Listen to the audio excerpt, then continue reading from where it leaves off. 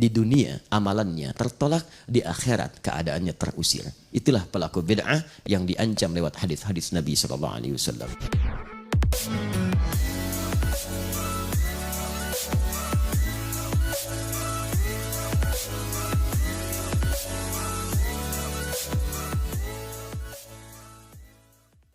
Kita harus tahu dulu, setiap ada ungkapan, kita dudukan dulu dengan definisinya.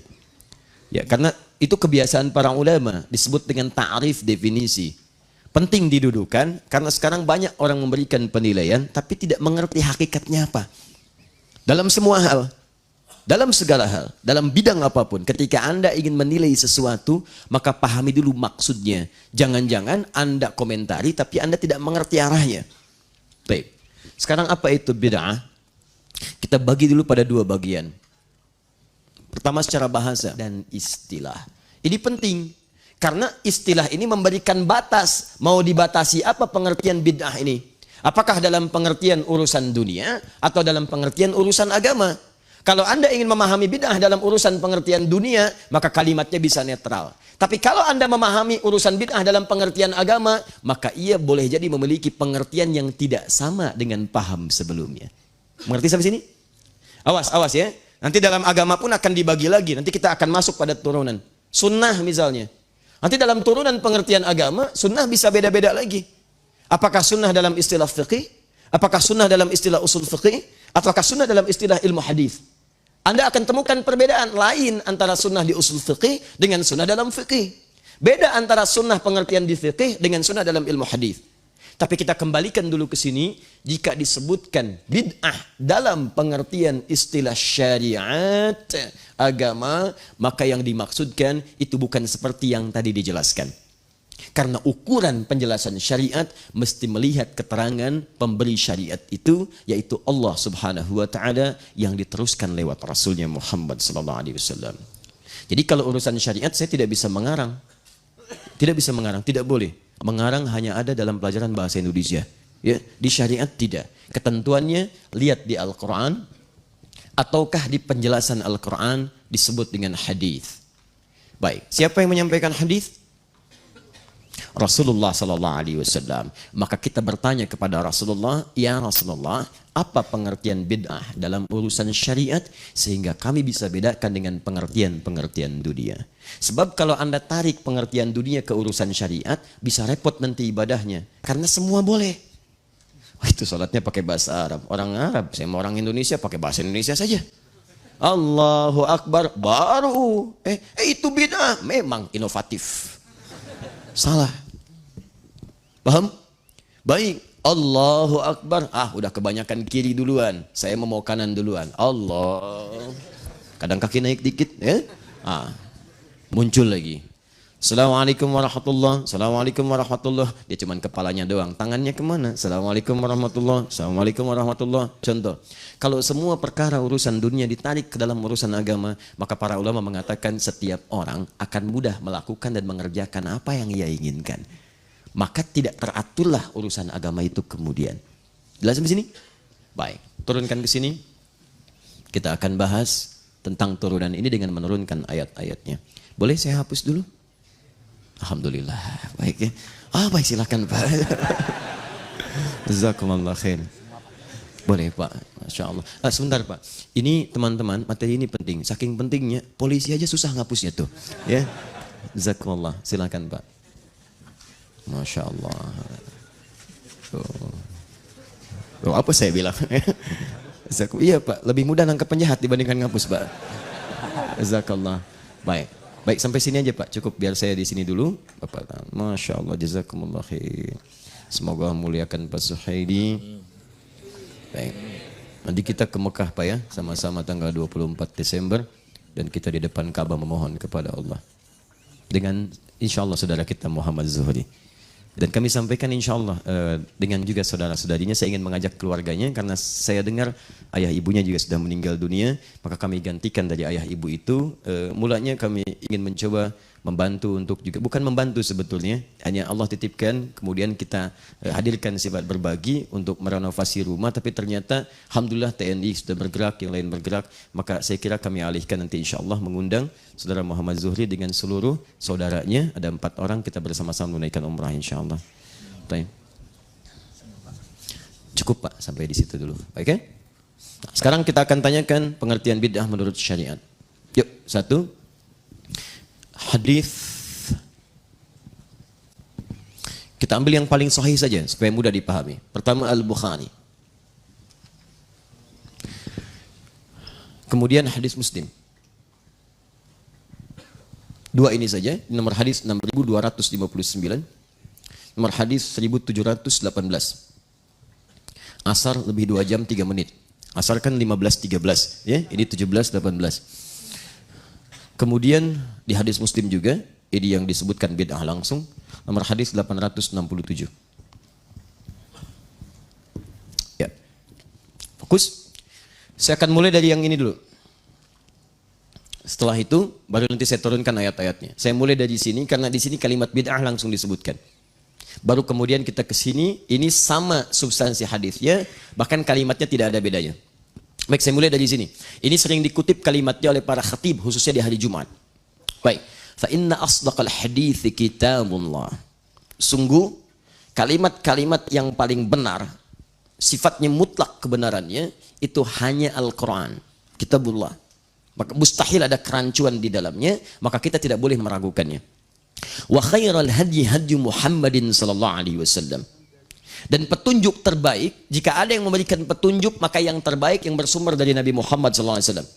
Misal, ada yang mengajarkan Anda tentang kejujuran, maka pengajaran itu tidak akan pernah mengalahkan petunjuk Nabi Muhammad sallallahu alaihi wasallam tentang berbuat jujur.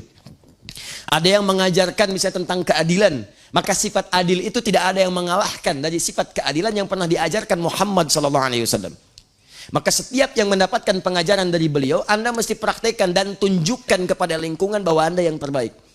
Makanya sifat umat ketika mengikuti petunjuk Quran, mengamalkan petunjuk Nabi, maka turun pujian dari Quran langsung di Quran surah 3 Ali Imran ayat 110. Kuntum khaira ummah. Kalian umat terbaik. Khair itu maksudnya baik dalam segi sifat. Kalau sifat menjadi sikap, berubah jadi ma'ruf. Jujur itu sifat. Ketika Anda bekerja di sogok kemudian Anda menolak, jujur misalnya, itu sikap. Yang pertama khair, yang kedua ma'ruf. Kata Al-Quran, Anda itu dari sifat saja mesti lebih baik dibanding yang lain. Kalau ada orang jujur, Anda mesti lebih jujur. Kalau ada pemimpin yang lain adil, Anda mesti lebih adil.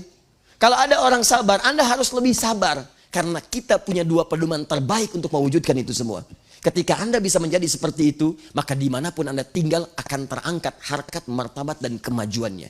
Karena motivasi Al-Quran selalu menghadirkan lebih baik. Sekarang itu saripatinya diambil oleh bangsa-bangsa di tempat lain, diterapkan oleh mereka. Dan kita buang-buang energi untuk mencelaknya karena nggak ada kerjaan. Yang jadi pertanyaan, tanyakan pada diri kita, kenapa mereka mau mengambilnya, kita tidak menerapkannya. Jepang, kamu bisa, kamu bisa, kamu bisa. Bahkan hanya dalam urusan permainan, benteng Takeshi, kalimat itu keluar. Kau bisa, kau bisa, kau bisa. Ditiru oleh Korea. Nippon bisa ini, kami harus bisa ini. Itu dari sejak TK. Masuk sekolah, lebih baik dari Jepang, lebih baik dari Jepang. Jepang bikin Honda, dia bikin Hyundai. Hyundai itu bahasa Koreanya Hyundai. Bikin. Jepang bikin ini, Korea bikin ini. Jepang ke Piala Dunia, Korea ke Piala Dunia. Masuk, masuk, masuk, dan sebagainya. Indonesia, muslim banyak, harus lebih baik. Jangan bergaul dan bergulat di komentator saja. Kita unggul di komentator, tapi kita harus masuk ke lapangan. Unggul. Ya, Kang banyak itu umpan sedekah, umpan 378. Wah, wah, luar biasa. Tendangan berkelok, tendangan melewati samudra. Waduh, masya Allah. Santri, santri, santri, baby shark, lalalala, macam-macam lah pokoknya. Komentatornya hebat, FIFA aja kalah. Gak bisa menerangkan, tapi kita harus masuk ke dalamnya. Karena bakat kita itu banyak. Bakatnya banyak, lihat bakat pemain bola kita. Kalau sudah di lapangan, wah itu keluar semua. Gaya renang, kupu-kupu, silat keluar dan sebagainya. Bakatnya banyak, tinggal diarahkan aja. Kenapa jadi ke situ ya? Nah, sudahlah. Balik sini. Wa khairal hadyi hadyu Muhammadin sallallahu alaihi wasallam. Awas, awas. Wa syarrul umuri muhdatsatuha. Dan hal yang paling buruk adalah merekayasa, mengada-ngadakan sesuatu yang tidak ada petunjuk, dalil, dan atau contoh dari kedua sumber tadi. Lihat, Dan hal terburuk, wasyarrul umuri, hal terburuk dalam syariat itu. Bukan dalam urusan dunia. Nah, kita mulai bahasan kita ya. Jadi kalau dalam urusan dunia, bebas antum, silakan berinovasi. Tidak ada masalah. Mic misalnya, yang tadinya pakai kabel, sekarang tidak menggunakan kabel. Boleh. Ya. Apalagi ini sekarang besar, besok bisa jadi kecil. Ada yang nempel di telinga, ada yang macam-macam. Silahkan. Tidak ada masalah. Sekarang orang presentasi, itu touchscreen-nya sudah nggak bawa handphone lagi. Di beberapa tempat sudah menggunakan lebih canggih lagi. Dia ada yang dilipat. Ya, dia ada yang seperti film. Yang dulu kita konika itu seperti itu, dia lebarkan seperti ini. Ada yang pakai sentuhan saja, layarnya nggak nampak. Macam-macam. Itu nggak ada masalah urusan dunia. Tapi dalam urusan syariat, kata Nabi, jika ada seseorang mengada-ngadakan sesuatu dalam perkara syariat yang tidak ada dalil, petunjuk, dan atau, kalimat ini mesti muncul, dan atau contohnya. Awas, awas. Saya tuliskan ini pertama, saya garis bawahi. Dan saya katakan dari sekarang, dan tolong jangan dihapus yang ini ya. Ya. Semoga Allah kuatkan untuk tidak dihapus yang ini. Lihat, dalil dan atau contoh. Jika seseorang mengada-ngadakan dalam urusan syariat, tidak ditemukan dalilnya dalam Al-Quran, tidak ada petunjuknya di hadis, tidak pernah dicontohkan misalnya, dan atau tidak ada contoh. Kalimat dan atau ini bisa jadi nanti contohnya tidak ada, tapi dalilnya ada. Maka ini punya hukum berbeda. Jangan sembarangan mengatakan kalimat nanti. Baik. Sekarang teruskan. Wa syarrul umuri muhdatsatuha. Awas, wa kullu bid'atin dhalalah. Muncullah kalimat bid'ah. Maka orang-orang yang mengadakan sesuatu dalam syariat tidak ada dalil, petunjuk dan atau contoh, maka Nabi menyebut langsung perkara itu, masalah itu dengan kalimat yang singkat, bid'ah. Ini. Bid'atun. Wa kullu bid'atin dhalalah. Dan setiap yang bid'ah dalam urusan syariat itu berpotensi menghadirkan kesesatan. Sesat. Ini poinnya. Paham sampai sini? Halo? Paham? Baik. Jadi kalau kita kemudian ingin pahami apa itu bid'ah dalam pengertian syariat, maka Nabi memberikan definisi. Kata beliau, segala hal yang diada-adakan dalam urusan syariat, ditarik dalam nuansa syariat, padahal tidak ada dalil, tidak ada petunjuk dan atau contoh sebelumnya. Mengerti sampai sini? Baik. Kalau dipahami, maka lihat konsekuensinya. Pertama, kullu bid'atin dhalalah. Setiap yang diada-adakan bisa tersesat. Dhalalah itu bisa untuk pribadi, bisa untuk orang lain. Jadi kalau ada orang berkreasi dalam urusan syariat, berinovasi dalam urusan syariat, dia bisa tersesat, orang lain bisa ikutan sesat. Itu yang bahaya. Awas, hati-hati, itu yang sangat berbahaya. Dan yang kedua, setiap amal yang ia kerjakan dari hasil inovasi itu, maka langsung oleh Nabi diberikan penjelasan detil tanpa penafsiran. Hadis riwayat Al-Bukhari, nomor hadis 6259, hadis Muslim nomor hadis 1718. Perhatikan, man ahdatha fi amrina hadza ma laysa minhu fahuwa raddun. Maka siapa yang berkreasi, berinovasi, menghadirkan sesuatu yang tidak ada kaitan dengan urusan syariat kami, fahuwa raddun, maka dia tertolak. Raddun bermakna mardud. Ditolak. Ditolak. Baik. Tolak sudah. Nggak ada hubungan. Tolak, tolak, tolak, tolak. Pisah. Sesuatu yang ditolak terpisah. Bahkan kalimatnya raddun. Raddun itu kata para ulama hadis itu bermakna mardud. Mardudun. Raddun artinya mardud.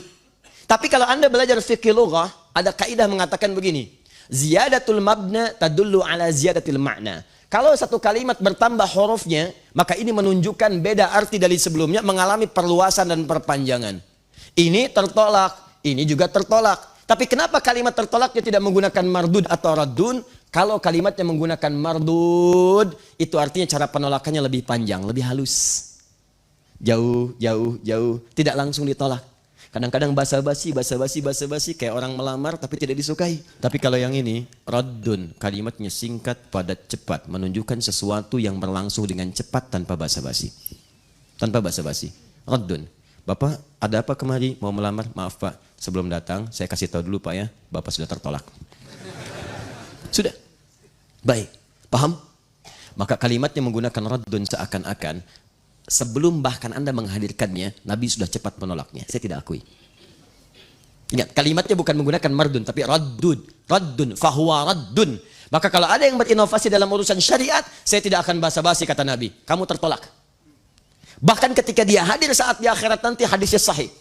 Terlihat seperti orang yang mengikuti Nabi, tapi begitu dekat-dekat kepada Nabi, tiba-tiba Nabi mengusirnya.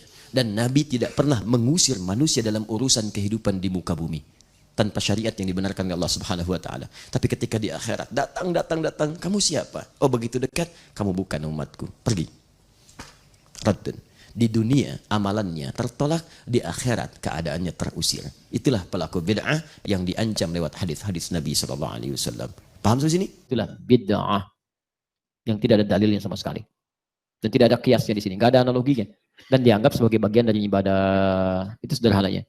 Jadi kalau dianggap bagian dari ibadah, nggak ada dalil, nggak ada contoh, nggak ada kiasnya sama sekali, nggak ada analoginya, maka itu bagian dari bid'ah. Masya Allah, salat subuh berapa rakaat? 2, tiba-tiba dia terlampau soleh 3 rakaat misalnya. Nah, itu yang jadi masalah. Itu yang disebut dengan bid'ah. Atau mengadakan sesuatu yang dinilai sebagai ibadah, yang nggak ada dalil, nggak ada contoh, nggak ada dalil sama sekali, dan nggak bisa dikiaskan. Nggak ada asbabun nuzul, nggak ada asbabul wurud, bahkan asbabul muncul misalnya, tidak hadir sama sekali. Maka yang demikian itu mesti dihindari.